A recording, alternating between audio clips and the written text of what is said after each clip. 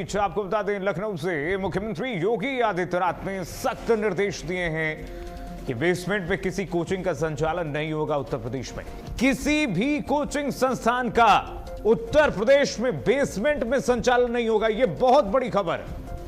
UP में कोई भी कोचिंग संचालन बेसमेंट में संचालित किया जाएगा, उसके खिलाफ सख्त कार्रवाई होगी, गैर कानूनी होगा वो। बेसमेंट में व्यावसायिक यानी कि कमर्शियल गतिविधियों पर भी रोक लगा दी गई है उत्तर प्रदेश में। यानी कि बेसमेंट में ना कोई गतिविधि संचालित की जाएगी, ना कोई मॉल होगा, ना कोई दुकान होगा, ना कोई कमर्शियल गतिविधि में वो सब कुछ आता है अंडर वन अम्ब्रेला। आप कह सकते हैं जितनी भी कमर्शियल गतिविधियां हैं वो बेसमेंट में उत्तर प्रदेश में संचालित नहीं होंगी। खास करके अवैध कोचिंग सेंटर्स और उन भवनों पर कार्रवाई होगी।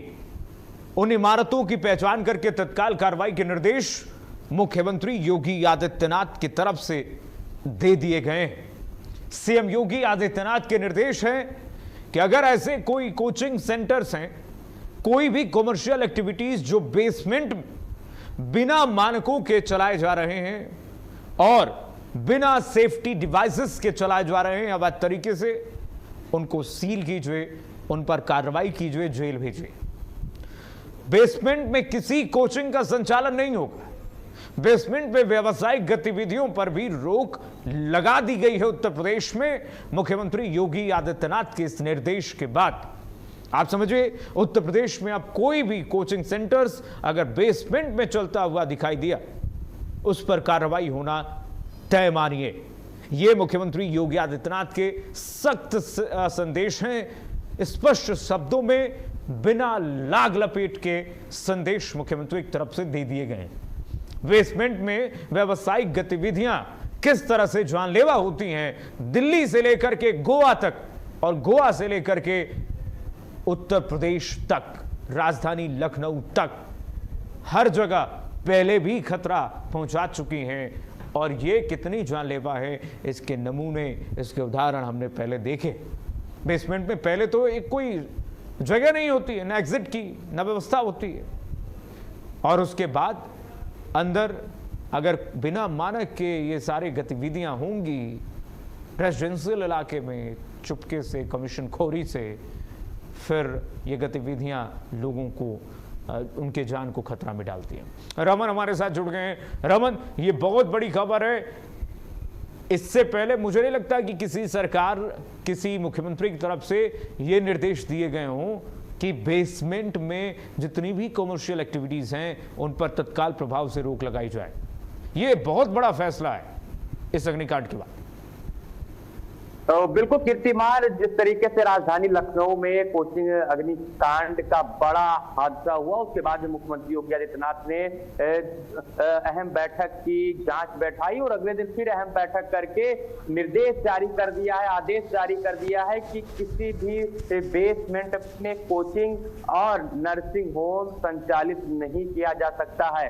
हालांकि कई ऐसी कॉमर्शियल एक्टिविटीज पर रोक लगी है, लेकिन सबसे ज्यादा अगर किसी पर लगी है तो कोचिंग और नर्सिंग होम, क्योंकि कोचिंग और नर्सिंग होम में बहुत ज्यादा लोग होते हैं। कोचिंग में छात्र होते हैं, नर्सिंग होम में मरीज जाते हैं। ऐसे में कोई हादसा होता है तो तुरंत बड़ी जान हानि होने की आशंका बनी रहती है, और इसीलिए मुख्यमंत्री योगी आदित्यनाथ ने तत्काल प्रभाव से ये आदेश जारी कर दिया कि बेसमेंट में किसी भी प्रकार की कोचिंग या नर्सिंग होम नहीं चलेगा। आपको बता दें, फायर सेफ्टी को लेकर मुख्यमंत्री निर्देश दिए हैं कि जितनी भी इमारतें हैं, बड़ी इमारतें हैं, होटल, कोचिंग और जितने भी कॉमर्शियल एक्टिविटीज हैं, हर जगह पे इंतजाम किया जाए कि वहां पर अगर कोई अनहोनी होती है, कोई हादसा होता है तो उसकी व्यवस्था क्या है। और वहीं पर बात करें कि मुख्यमंत्री ने फायर स्टेशनों का भी डेटा लिया कि कितने फायर स्टेशन जो हैं वो वहां पर 326 फायर स्टेशन एक्टिव हैं और फायर स्टेशन जो हैं वो निर्माणाधीन है। तो जल्द से जल्द चालू कराए जाए, उसमें जो है मशीनें बढ़ाई जाएं, गाड़ियां बढ़ाई जाएं और अलर्ट सिस्टम बढ़ाया जाए, ताकि जल्द से जल्द अगर कोई हादसा होता है तो वहां पे राहत पहुंचाई जा सके। आपको बता दें, बड़ा फैसला है, क्योंकि जिस तरीके से महानगरों में ग्रामीण भी क्षेत्रों के कस्बों में अब इमारतें बनती हैं, उसमें बेसमेंट बनाया जाता है। बेसमेंट का भी एक ही रास्ता रहता है, बेसमेंट को किराए पे उठाया जाता है, एक प्रतिष्ठान बनाया जाता है और नर्सिंग होम और कोचिंग जैसे बिजनेस तो बहुत सारे किए जाते हैं। ऐसे में मुख्यमंत्री का जो फैसला है ये बहुत बड़ा फैसला है, ताकि आने वाले समय में बड़ी अनहोनी से बचा जा सके। रमन, मैंने ज्यादातर देखा है उत्तर प्रदेश में बेसमेंट में ये कोचिंग संचालक ही कम पैसों में ज्यादा मुनाफा कमाने के लिए कोचिंग सेंटर्स खोल देते हैं बिना मानकों के। उसमें मासूम बच्चों को बुलाया जाता है पढ़ने के लिए, कोई उसमें उपकरण नहीं, अग्निकांड हो जाए, कोई अव्यवस्था हो जाए, इमरजेंसी सिचुएशन, आपातकालीन समय में कोई व्यवस्था नहीं है। ज्ञान देने के लिए तो ज्ञान देते हैं, पढ़ाते हैं, लेकिन अमल नहीं किया जाता है और उसका खामियाजा बच्चे भुगतते हैं। ज्यादातर मैंने कोचिंग संचालकों को ही देखा है उत्तर प्रदेश में, यही स्थिति है। बिल्कुल, जिस तरीके से आपने बताया, मैं आपको बता दूं कि कोचिंग चलती है, जैसे मान लीजिए नीचे बेसमेंट है, अब एक कमरे में 20 व्यक्ति की क्षमता है और 40 से 45 बच्चों की क्लासेस चलती रहती हैं। सेम हाल नर्सिंग होम का है कि नर्सिंग होम में जगह है 10 मरीजों के बैठने की, 10 बीमारदारों की बैठने की, लेकिन वहां भीड़ लगी होती है। अचानक से अगर कोई हादसा हो जाए तो एक दरवाजा रहता है, उस दरवाजे से लगातार कितने लोग निकल पाएंगे।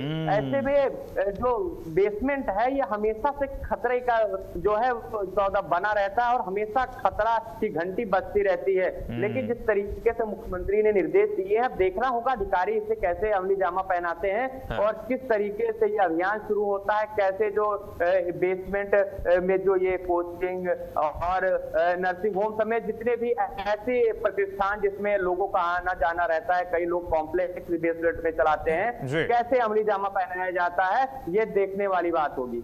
निश्चित रूप से देखने वाली बात होगी, जनता देख ही रही है। बहुत शुक्रिया आपका तमाम जानकारी साझा करने के लिए रमन। कोचिंग सेंटर्स और जैसा कि रमन ने बताया जो नर्सिंग होम्स हैं और मॉल भी याद रखिएगा, आप जाते हैं शॉपिंग करने बेसमेंट में ही होता है, इन सब पर रोक लगेगी।